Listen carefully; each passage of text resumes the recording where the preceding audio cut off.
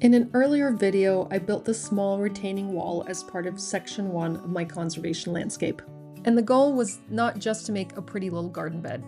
This whole project is about getting my yard to do more work, to slow down stormwater, hold soil in place, support wildlife, and become something more functional than a typical suburban landscape. This spot is one of the trickiest parts of my yard. It's narrow, it's shady, and it gets lots of moisture moving through it from the downspouts. And because it's on a slope, water can pick up speed and take soil and mulch with it. So the retaining wall was step 1, slow down the water and make this area plantable. But the wall is only part of the solution. In a conservation landscape, the plants matter just as much. They're not just there to look pretty, although hopefully they do that too. They're there to absorb water, hold the soil, cover the ground, create habitat, and help this little section of yard function more like an ecosystem. So the real challenge is choosing plants that are actually suited to this exact site. Mostly native plants that can handle shade, moisture, and the weird conditions of this side yard. In this video, I'm going to walk through my plant selection, the native versus cultivar trade-offs I had to make, and how I'm thinking about layering this bed so it can eventually become a small woodland edge garden instead of just a shady problem area next to the house. So my plant criteria were pretty specific. They had to tolerate shade, they had to handle moisture but not need a swamp, they had to help cover and stabilize the soil, they had to work together visually, and because this is part of my conservation landscape project, I wanted the plantings to be mostly native, so at least 75%. So for this bed, I'm thinking in layers. I don't want it to be just a row of plants lined up against the wall. I want it to feel like a small woodland edge.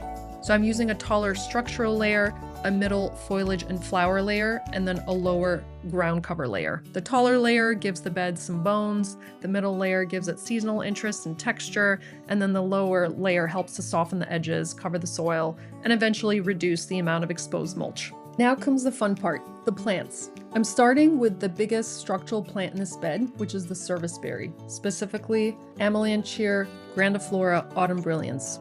I went through a lot of different options before landing on this one, and honestly, it might be my favorite plant I've bought so far. The minute I took it out of the van, it changed the whole mood of the space. It already had berries on it, and I managed to taste a few before the birds caught to them. They were absolutely delicious, almost like blueberries, but with a little bit more tang. Serviceberry also has beautiful spring flowers, stunning fall color, and a graceful, multi-stemmed shape.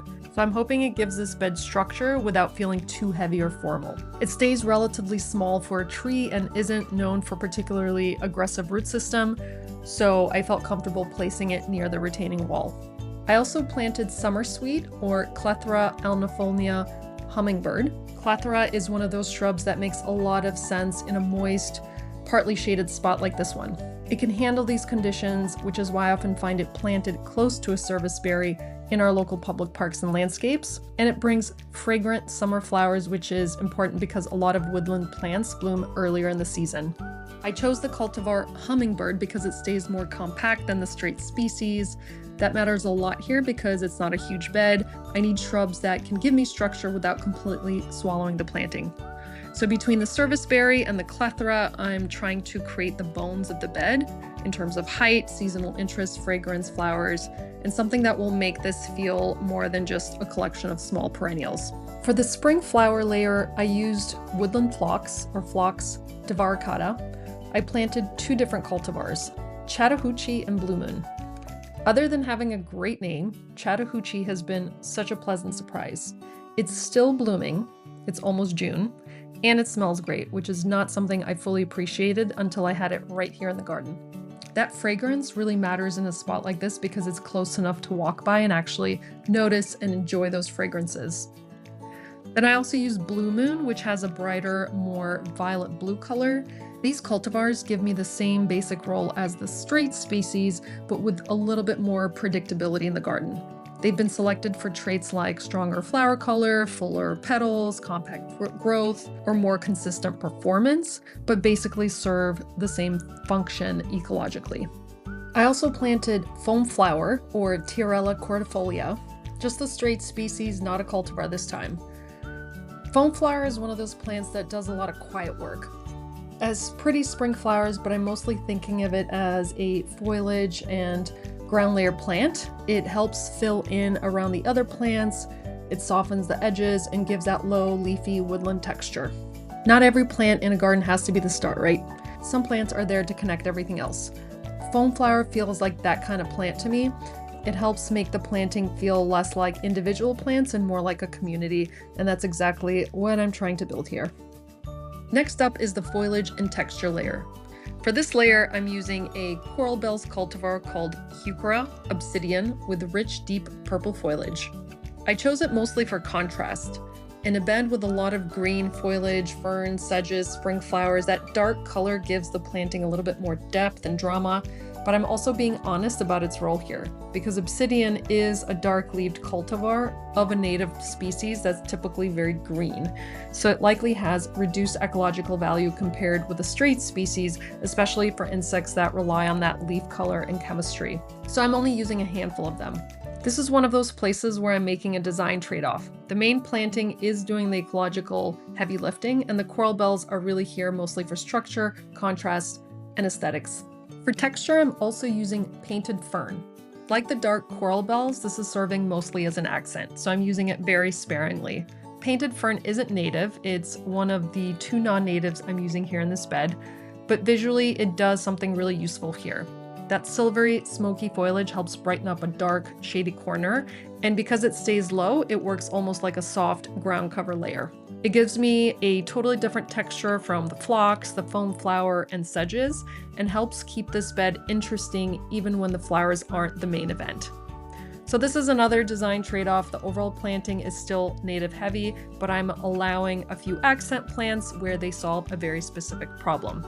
And here, the problem was making a narrow, shady bed feel layered, textured, and alive. I also used leatherwood fern, or Dryopsis marginalis.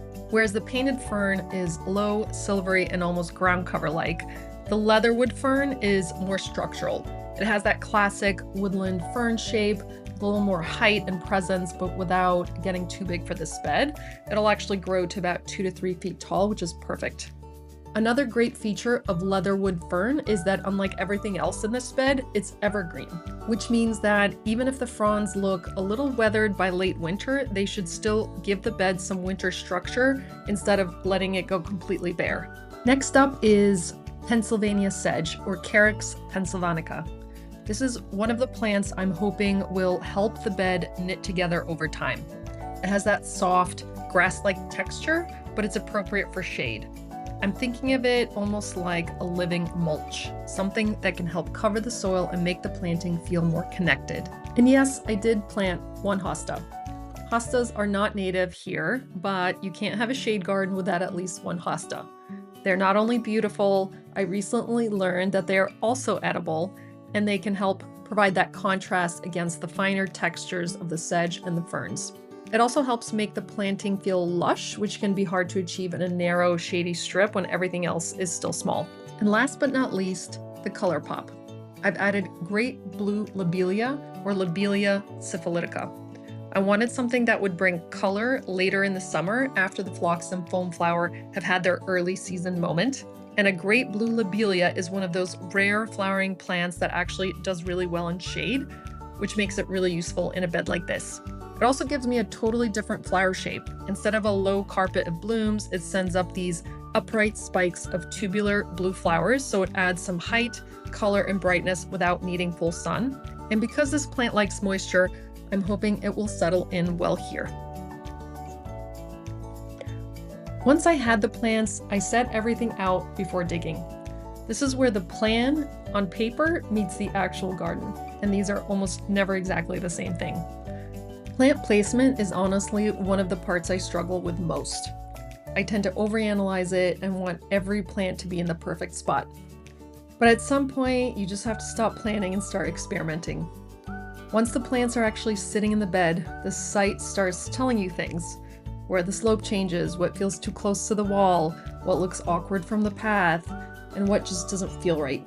So I've moved things around. I've stepped back, looked from different angles, and made my best guess. Only time will tell if I made the right calls. And honestly, I'll probably end up moving a lot of things around once the bed grows in. That's just part of the experiment. Once I was happy with the layout, I started planting. For each plant, I dug the hole about as deep as the root ball and a little wider. I tried not to plant anything too deep, so keeping the crowns of the perennials level with the soil and making sure the service berries' root flare stayed exposed. Then I loosened any circling roots and backfilled with the existing soil. A lot of people add compost directly into the planting hole, but current guidance is moving away from that.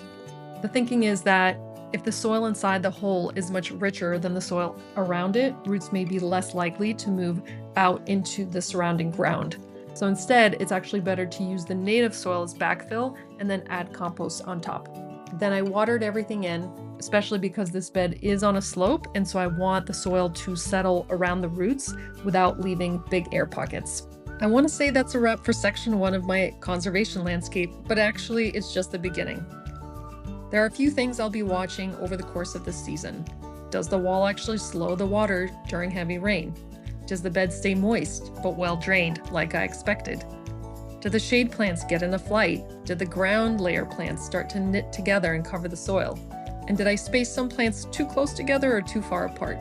So I'm trying not to judge too quickly here. I'll be watching, adjusting, and probably moving some things around as this bed grows in. And I'll post updates from time to time, so stay tuned.